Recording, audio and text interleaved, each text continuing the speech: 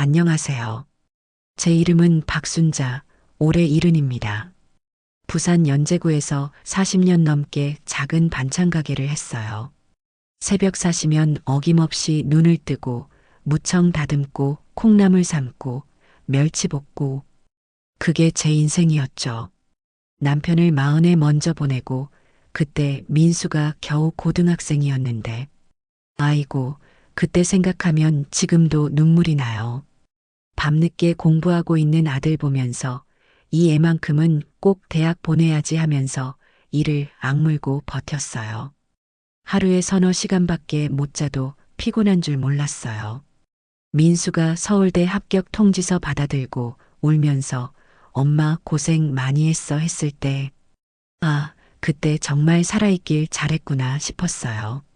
민수가 대학 졸업하고 좋은 회사 들어가서 서울에 정착했을 때는 섭섭하면서도 자랑스러웠어요.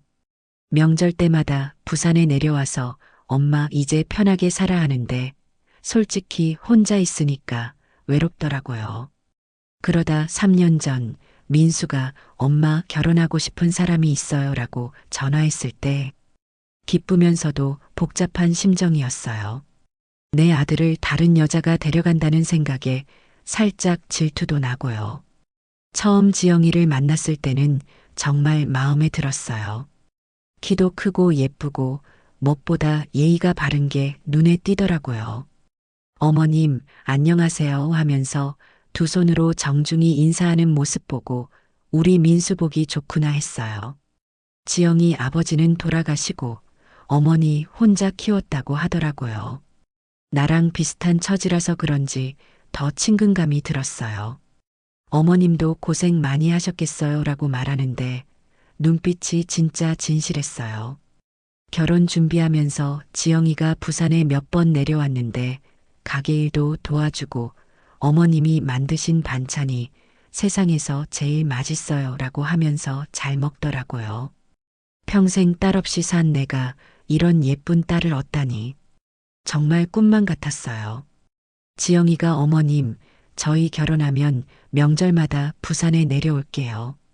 그리고 어머님도 서울에 자주 놀러 오세요 하는데 얼마나 고마웠는지 몰라요. 문제는 사돈이었어요. 지영이 어머니 김영희 씨. 처음 만날 때부터 뭔가 다르다는 걸 느꼈어요. 나는 평생 부산에서 반찬 가게 하면서 동네 아주머니들이랑 스스럼 없이 지냈는데 사돈은 뭔가 격이 달라 보이더라고요. 강남에서 영어학원을 운영한다고 하더군요. 옷도 번쩍번쩍하고 가방도 비싸 보이고 말투도 그러시군요. 정말 수고 많으셨어요. 이렇게 정중하긴 한데 왠지 벽이 느껴졌어요. 결혼식장을 정할 때였어요. 사돈이 호텔 웨딩이 요즘 트렌드예요라고 하는데 솔직히 호텔 웨딩이 얼마나 드는지도 몰랐고 부담스럽기도 하고 그런데 걱정 마세요. 저희가 다 알아서 할게요 하면서 척척 정해버리더라고요. 한복도 그렇고 패백 음식도 그렇고 다 사돈이 정해서 좋긴 했는데 왠지 내가 들러리 같은 기분이었어요.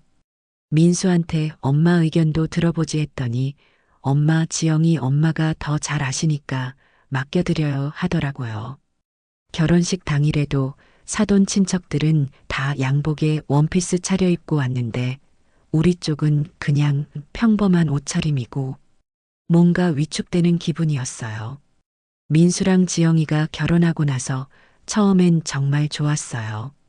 한 달에 한 번씩은 부산에 내려오고 내가 서울에 올라가면 맛있는데 데려가주고 지영이가 어머님 어떤 반찬 좋아하세요? 물어보면서 직접 배우려고 하더라고요. 그런데 점점 변화가 생기기 시작했어요. 사돈이 지영이한테 시어머니가 너무 자주 올라온다 신혼인데 좀 배려해 달라 이런 말을 했나 봐요. 지영이가 조심스럽게 어머님 저희가 좀 바쁘니까 미리 연락하고 오시면 안 될까요? 했을 때 가슴이 철렁했어요. 그전엔 그냥 어머니 올라가도 돼? 하면 언제든 오세요. 했는데 갑자기 미리 허락받고 와야 하는 손님 같은 기분이었어요. 더 속상한 건 명절 때였어요. 추석에 우리가 내려오기로 했는데 갑자기 지영이가 어머니, 저희 엄마가 몸이 좀 안 좋아서 서울에 있어야 할 것 같아요 하더라고요. 나중에 알고 보니 사돈네 가족들이랑 제주도 여행을 갔더라고요. 그때 정말 서러웠어요. 내 아들이 다른 집 명절을 더 중요하게 생각한다는 게. 그런데 작년 봄에 사돈이 갑자기 연락을 했어요. 순자 씨, 우리 같이 해외여행 한번 가보지 않을래요? 하면서요. 처음엔 깜짝 놀랐어요. 사돈이랑 둘이서 여행을 가자니. 지영이랑 민수가 신혼여행으로 유럽 갔잖아요. 우리도 한번 가봐요. 둘이 결혼해서 이제 진짜 한 가족인데 우리도 친해져야죠. 사실 해외여행은 평생 꿈만 꿔왔어요. 반찬 가게 하면서 바빠서 부산 밖으로 나가는 것도 쉽지 않았는데 외국이라니. 그런데 돈이 걱정되더라고요. 돈은 걱정하지 말아요. 제가 다 준비할게요. 대신 즐겁게 다녀와요. 사돈이 그렇게 말하니까 미안하면서도 고마웠어요. 평생 남한테 신세 안 지고 살았는데 이런 큰 호의를 받다니. 정말 고민 많이 했어요. 민수한테 엄마 가세요.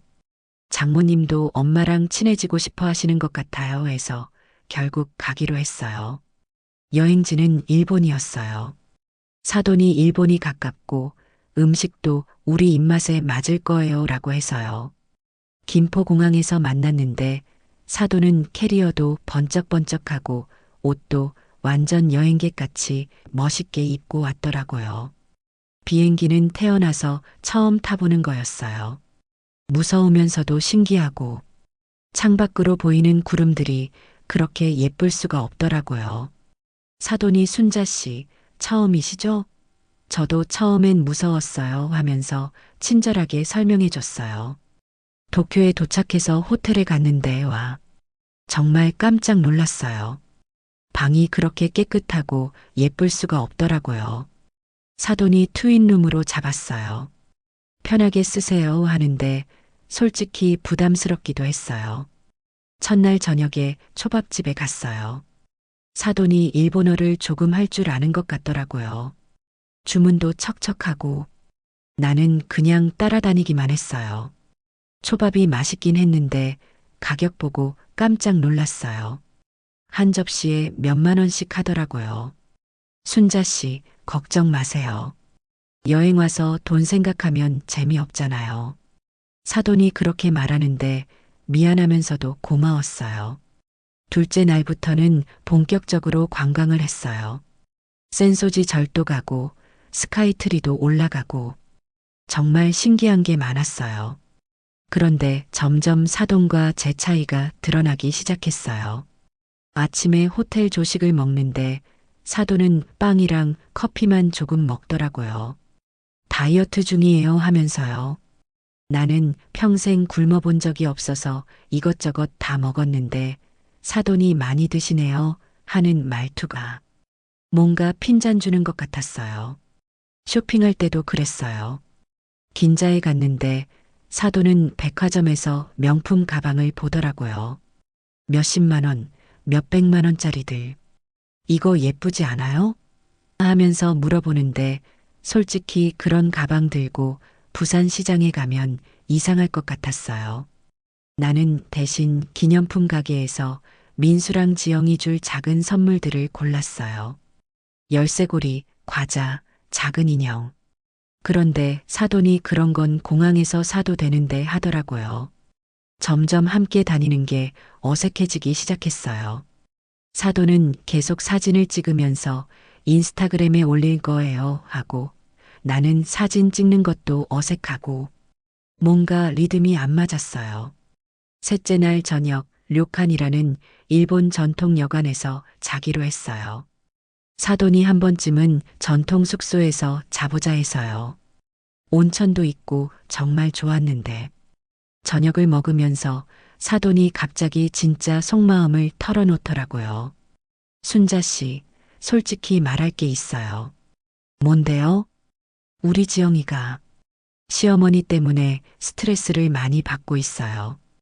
갑자기 무슨 말인지 몰라서 멍하니 있었어요.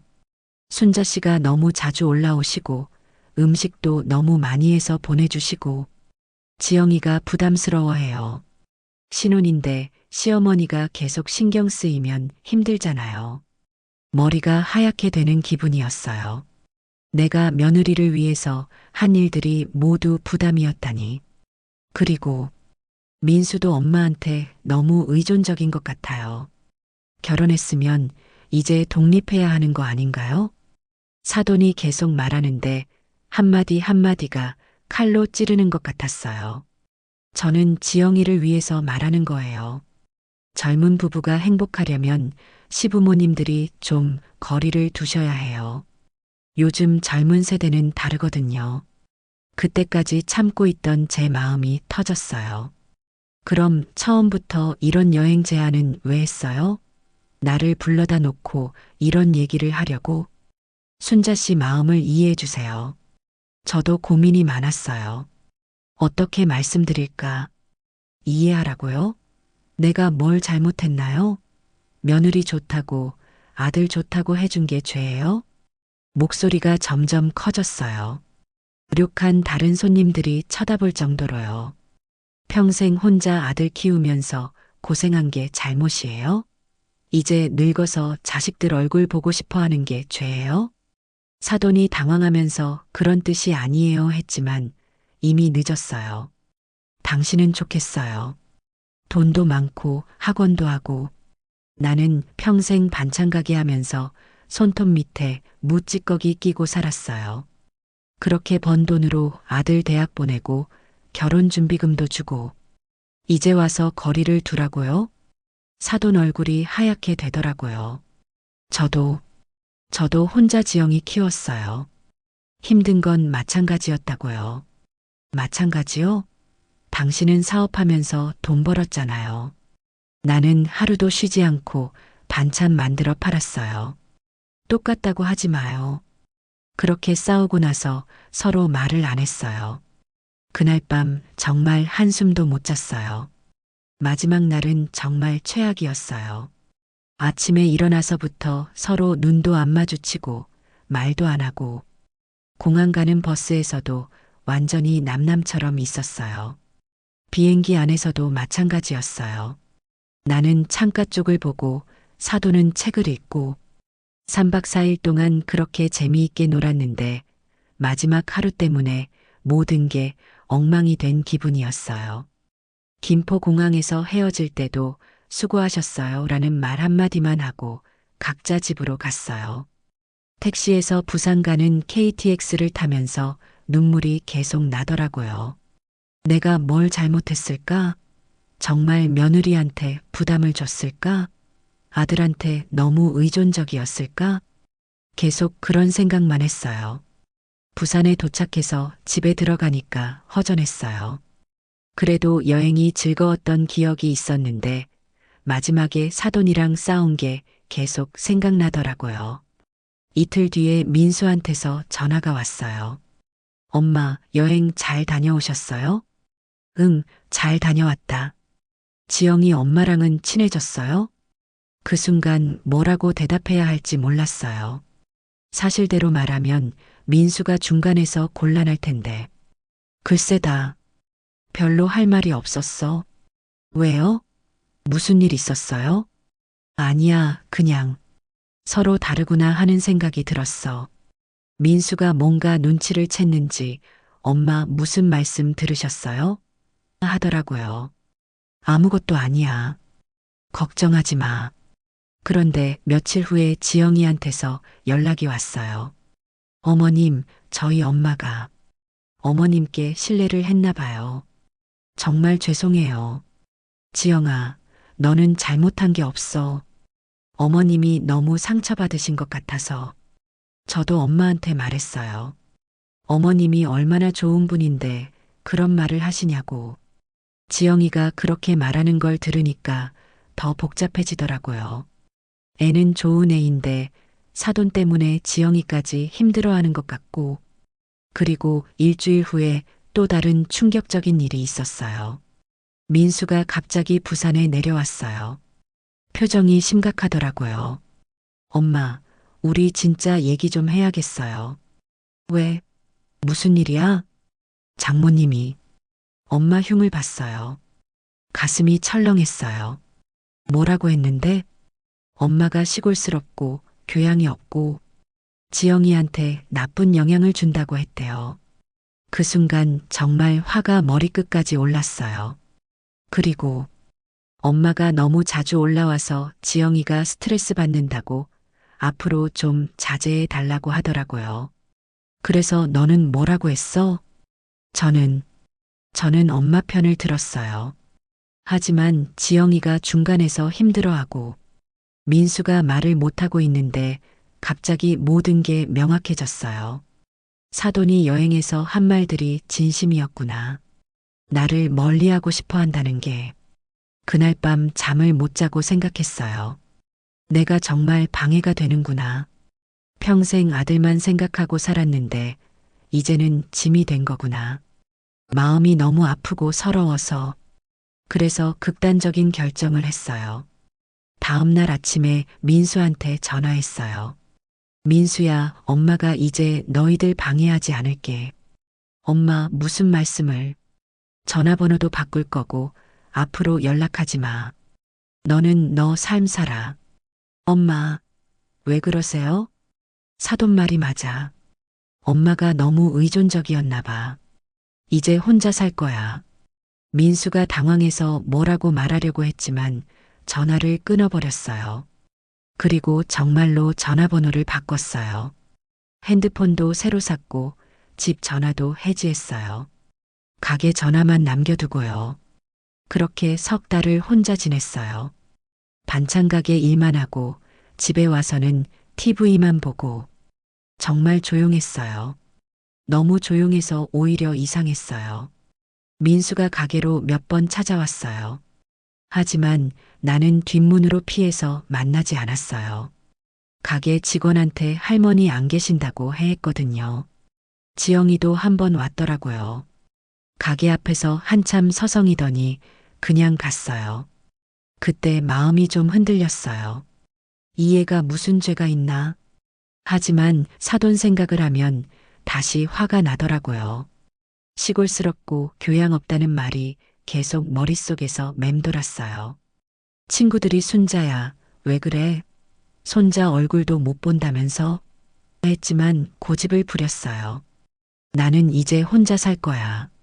아들 며느리 방해하고 싶지 않아. 그러던 어느 날 부산역에서 KTX를 타려고 하는데 누가 뒤에서 부르더라고요. 순자 씨. 돌아보니까 사돈 김영희 씨였어요. 깜짝 놀랐어요. 부산까지 내려온 거예요. 왜 여기 있어요? 순자 씨를 만나러 왔어요.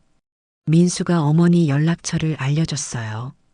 사돈 얼굴이 많이 지쳐 보이더라고요. 할 말 있어요. 커피 한 잔만. 할 말 없어요. 가세요. 그런데 사돈이 갑자기 눈물을 흘리더라고요. 순자 씨, 제가 너무 잘못했어요. 결국 근처 카페에 앉게 됐어요. 사돈이 커피를 시키면서 말하기 시작했어요. 순자 씨, 정말 죄송해요. 일본에서 제가 너무 심한 말을 했어요. 이제 와서 무슨, 아니에요. 들어주세요.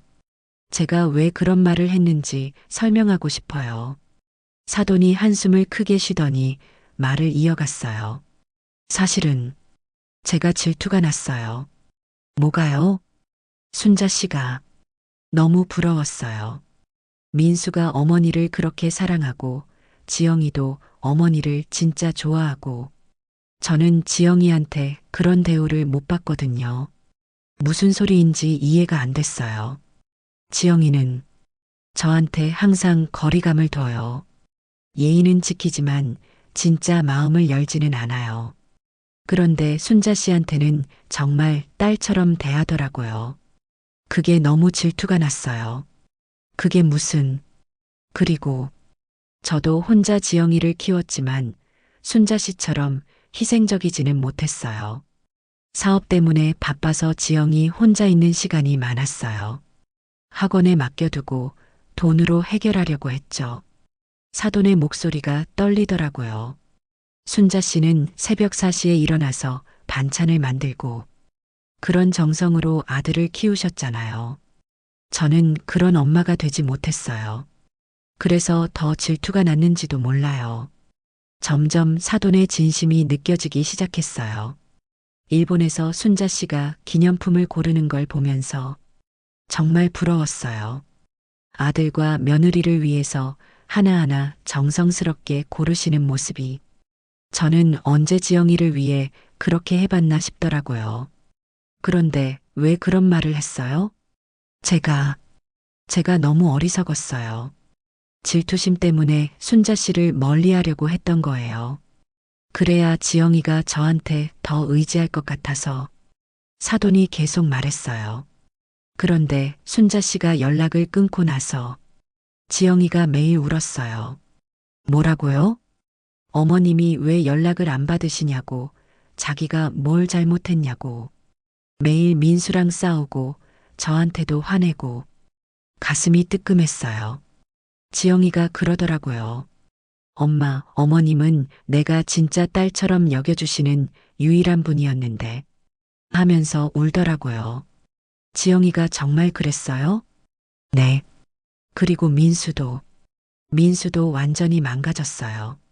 회사도 제대로 안 나가고 맨날 부산에 내려가려고 하고 지영이랑 사이도 안 좋아지고 사돈이 손수건으로 눈을 닦더라고요. 제가 한 가족을 다 망쳐놨어요.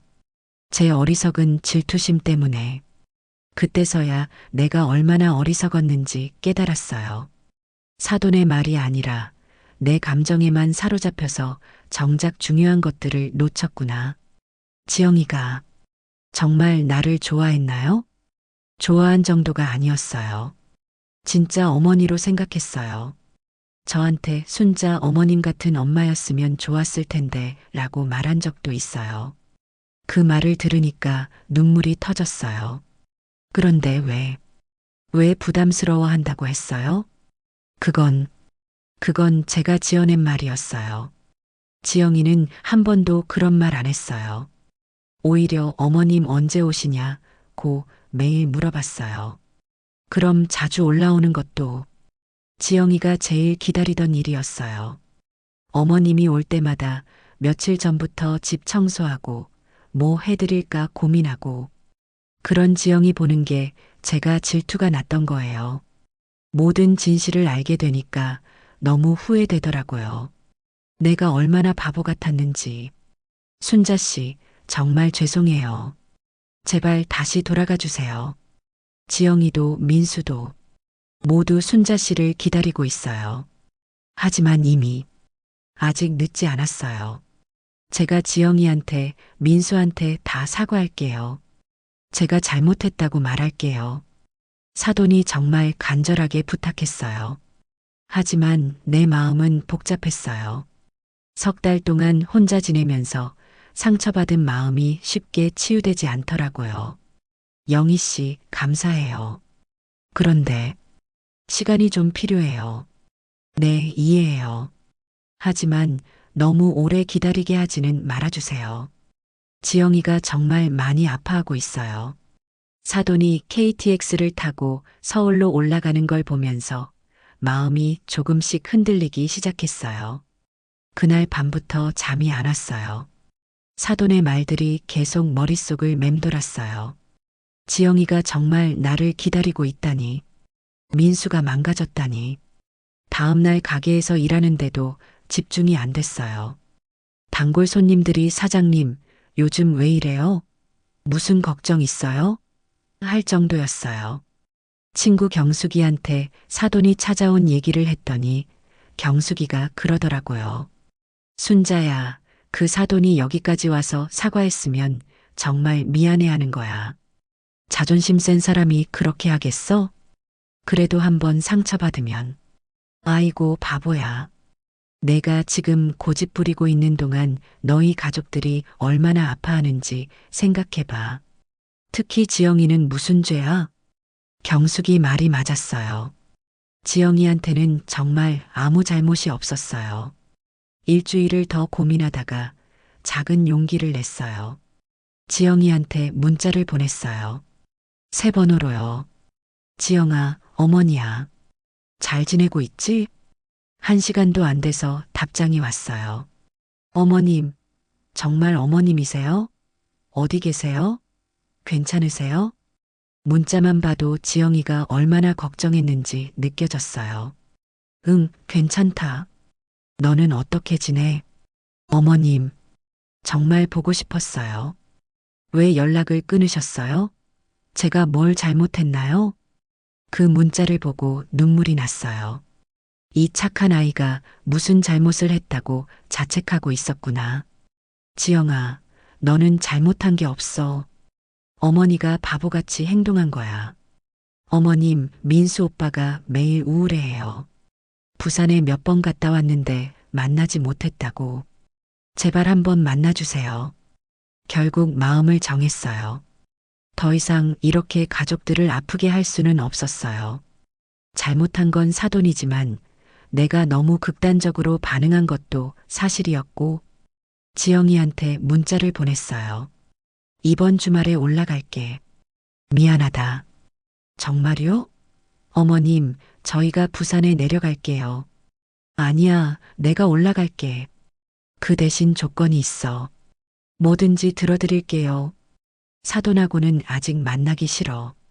너희들하고만 만날 거야. 네, 알겠어요. 어머님이 편하신 대로 하세요. 그렇게 3달 만에 서울에 올라가기로 했어요. 가슴이 두근거리면서도 떨렸어요. 토요일 오후에 KTX를 타고 서울에 도착했어요.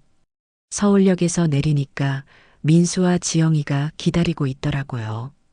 둘 다 많이 야위어 보였어요. 엄마, 민수가 달려와서 안아주는데 얼마나 그리웠는지. 지영이도 눈물을 글썽이면서 어머님 하더라고요. 지영아, 많이 힘들었지? 어머님이 더 힘드셨을 거예요. 정말 죄송해요. 너는 잘못한 게 없어. 어머니가 바보같이 했어. 셋이서 집에 가는 길에 민수가 말했어요. 엄마, 지영이 엄마가 정말 후회하고 있어요. 매일 어떻게 사과해야 할지 고민하고. 나도 너무 심하게 했어. 전화번호까지 바꾸고. 엄마가 그러실 만했어요. 장모님이 너무 심한 말을 했으니까. 지영이 집에 도착했는데 깜짝 놀랐어요. 거실 벽에 우리가 일본 여행에서 찍은 사진이 액자에 끼워져서 걸려 있었어요. 사돈이랑 싸우기 전에 찍은 사진들. 이건 뭐야? 어머님, 저희가. 어머님 보고 싶을 때마다 봤어요. 지영이가 부엌에서 뭔가를 가져왔어요. 이건, 어머님, 이거 기억나세요? 부산에서 내가 늘 쓰던 앞치마였어요. 이게 여기 왜 있어? 지영이가 어머니 보고 싶어서 가져왔어요. 요리할 때 입고 어머님이 여기 계신 것 같다고 하면서 민수의 말을 들으니까 또 눈물이 났어요. 지영이가 저녁을 준비하는데 내가 가르쳐준 반찬들을 만들고 있었어요. 콩나물 무침, 멸치볶음, 시금치나물. 지영아, 언제 이렇게 잘하게 됐어? 어머님이 안 계신 동안 계속 연습했어요. 어머님 생각나서요. 정말 마음이 아팠어요. 이 착한 아이들을 두고 내가 왜 그렇게 고집을 부렸을까? 저녁을 먹으면서 그동안 못했던 얘기를 많이 했어요. 엄마, 정말 미안해요. 제가 더 잘했어야 하는데. 민수야, 너는 잘못한 게 없어. 사돈 말에 휘둘린 엄마가 바보였지. 지영이 엄마가 정말 반성하고 있어요. 어머니한테 사과하고 싶어 해요. 나도 너무 극단적으로 행동했어. 전화번호까지 바꾸고 만나지도 않고. 지영이가 조심스럽게 말했어요.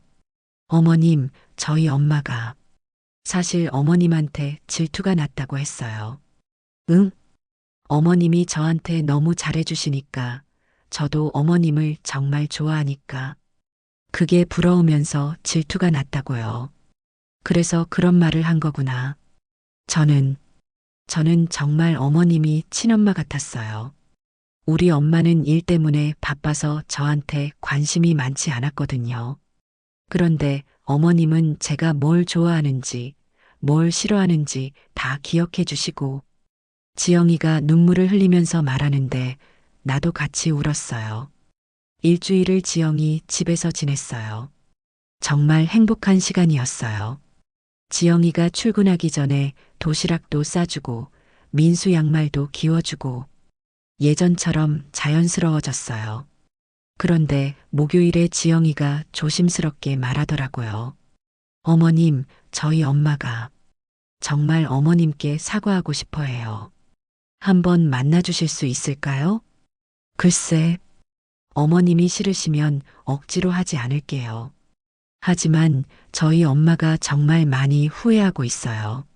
민수도 거들었어요. 엄마, 장모님이 어머니 만나려고 일본어 공부까지 다시 시작했대요. 나중에 같이 여행 다시 가자고. 정말? 네. 그리고 부산 반찬 가게에 대해서도 공부하고 있대요. 어머니가 얼마나 힘들게 사셨는지 이해하려고요. 그 말을 들으니까 마음이 조금 누그러졌어요. 결국 사돈을 만나기로 했어요. 집에서가 아니라 조용한 카페에서요. 사돈이 먼저 와서 기다리고 있었어요. 많이 야위어 보였고 화장기도 없었어요. 평소에 번쩍번쩍한 모습과는 완전히 달랐어요. 순자 씨, 영희 씨, 서로 어색하게 인사했어요. 순자 씨, 정말 죄송해요. 사돈이 고개를 깊숙이 숙이면서 사과했어요. 제가 너무 어리석었어요. 질투심 때문에 정말 돌이킬 수 없는 실수를 했어요. 영희 씨도 힘들었겠어요. 아니에요. 제가 잘못했어요. 순자 씨가 얼마나 좋은 분인지 알면서도 제 이기심 때문에 대화를 하면서 점점 서로를 이해하게 됐어요. 영희 씨, 사실 나도 부러웠어요. 뭐요? 당신은 학원도 하고 경제적으로 여유도 있고 나는 평생 반찬 가게 하면서 손이 거칠어지고 옷도 제대로 못 입고 순자 씨, 일본 여행 갔을 때도 위축됐어요. 나는 뭘 모르는 게 많고 당신은 다 알고 있고 그래서 더 예민했을지도 몰라요. 사돈이 고개를 저었어요. 아니에요. 순자 씨가 부러울 게 뭐가 있어요. 저는 지영이랑 진짜 가깝지 못해요. 돈으로만 해결하려고 했거든요. 그런데 순자 씨는 마음으로 민수를, 지영이를 대해주시잖아요. 그래도 지영이가 어릴 때 아프면 저는 병원에 맡기고 학원 일하러 갔어요. 그런데 순자 씨는 민수가 아플 때 밤새 간병했다면서요. 그런 엄마가 저는 되지 못했어요. 그렇게 대화를 나누다 보니까 서로가 서로를 부러워하고 있었다는 걸 알게 됐어요. 나는 사돈의 경제력과 교양을, 사돈은 내 모성애와 희생정신을. 영희 씨, 우리 다시 시작해 볼까요? 정말요? 저를 용서해 주시는 거예요? 용서할 게 뭐 있어요? 우리 둘 다 아이들을 사랑하는 마음은 같잖아요. 사돈이 눈물을 흘렸어요. 순자 씨, 정말 고마워요. 저 혼자서는 좋은 엄마가 되는 방법을 몰랐어요. 순자 씨한테 배우고 싶어요. 나도 영희 씨한테 배울 게 많아요. 세상 돌아가는 것도, 교양도. 그럼 정말 다시 여행 갈 수 있을까요? 이번엔 서로를 이해하면서요. 좋아요. 하지만 이번엔 내가 계획 세워볼게요. 부산 구경도 시켜드리고요.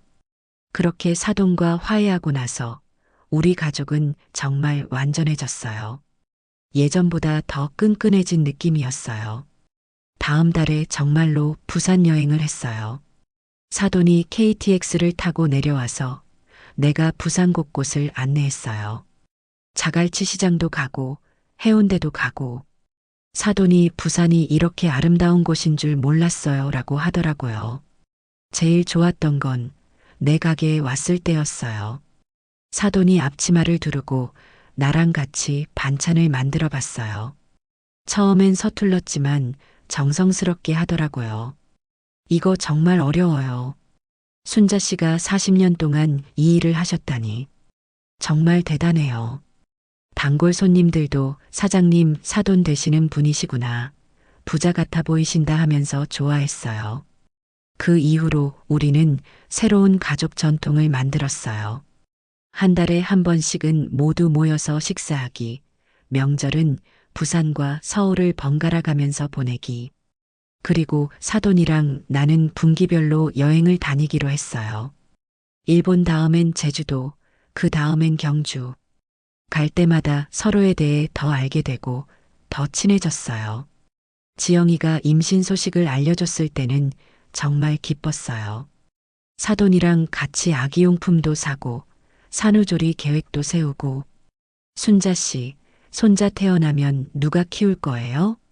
우리가 번갈아 가면서 도와주자. 좋은 생각이에요. 저도 진짜 할머니가 되는 방법을 배우고 싶어요. 이 모든 일을 겪으면서 깨달은 게 있어요. 사람은 누구나 부족한 부분이 있고 서로 다르다는 거예요. 중요한 건 그 차이를 이해하고 받아들이는 것. 사돈이 나를 시골스럽다고 했던 건 사실 열등감의 표현이었어요. 반대로 내가 사돈을 거만하다고 생각했던 것도 마찬가지였고요. 하지만 서로의 진심을 알게 되니까 그런 차이들이 오히려 우리를 보완해주는 요소가 됐어요. 나는 사돈한테 진짜 정성이 뭔지 보여줬고, 사돈은 나한테 세상을 보는 다른 관점을 알려줬어요. 드디어 손자 준호가 태어났어요. 정말 예쁜 아기였어요. 사돈이랑 나는 산부인과에서 만나서 같이 울었어요. 순자 씨, 우리 손자네요. 응, 우리 손자야.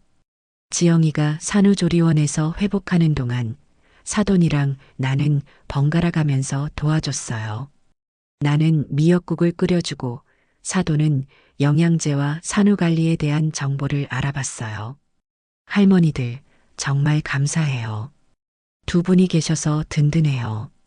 지영이가 그렇게 말할 때 사돈이랑 나는 서로 웃었어요. 이제 정말 한 가족이 된 기분이었어요. 준호가 100일이 되었을 때 우리는 성대한 잔치를 열었어요. 부산 친척들도 올라오고 서울 친구들도 오고 정말 즐거운 자리였어요. 사돈이 나한테 말했어요. 순자 씨, 정말 고마워요. 순자 씨 덕분에 저도 진짜 할머니가 된 것 같아요. 무슨 소리예요? 영희 씨도 좋은 할머니예요. 아니에요. 저는 처음엔 손자를 어떻게 안아야 할지도 몰랐잖아요. 순자 씨가 가르쳐 주셔서 정말 그랬어요. 사돈은 처음엔 아기를 안는 것도 어색해 했는데 이제는 자연스럽게 기저귀도 갈고 분유도 탔어요. 준호가 돌이 되었을 때 우리는 특별한 계획을 세웠어요. 순자 씨, 우리 같이 뭔가 해보지 않을래요? 뭐요?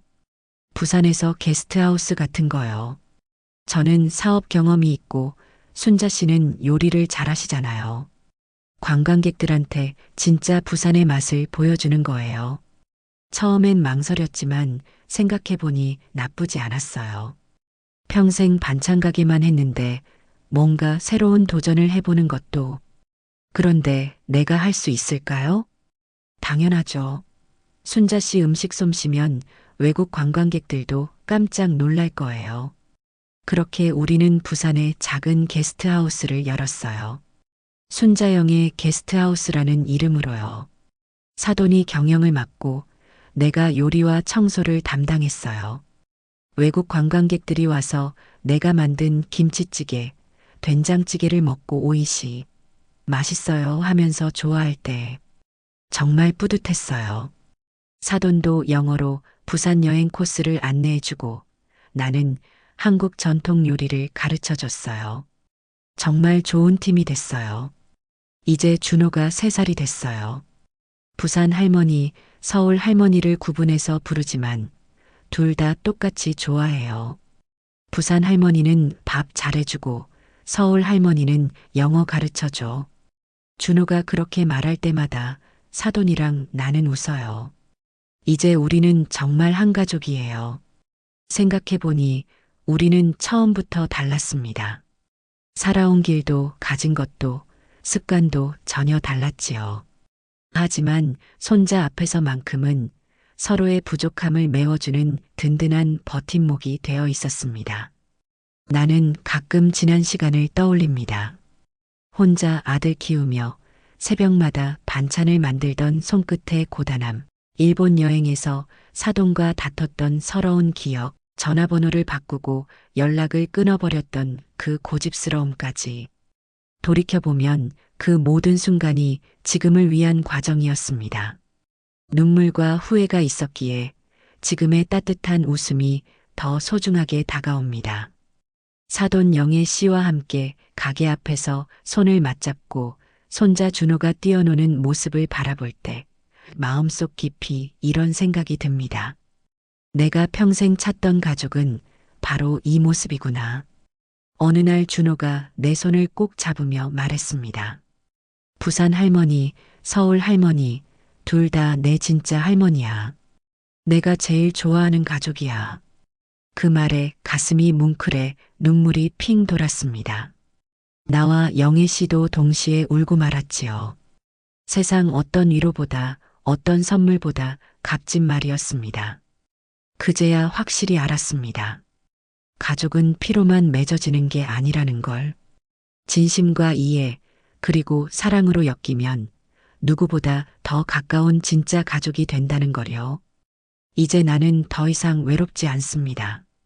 아들 민수, 며느리 지영, 손자 준호, 그리고 사돈 영희 씨까지. 우리는 서로를 채워주며 살아가는 완전한 가족이 되었습니다. 돌아보면 내 이른의 인생은 결코 헛되지 않았습니다. 때론 고된 삶이었지만 결국 이 모든 길이 나를 여기까지 데려다 주었으니까요. 저는 오늘도 새벽에 눈을 뜨면 반찬을 만들고 손자 웃음소리를 기다립니다. 그리고 이렇게 다짐합니다. 앞으로 남은 세월 나는 더 이상 고집 부리지 않고 사랑하며 살겠습니다. 그게 가족이고 그게 인생의 참된 행복이니까요.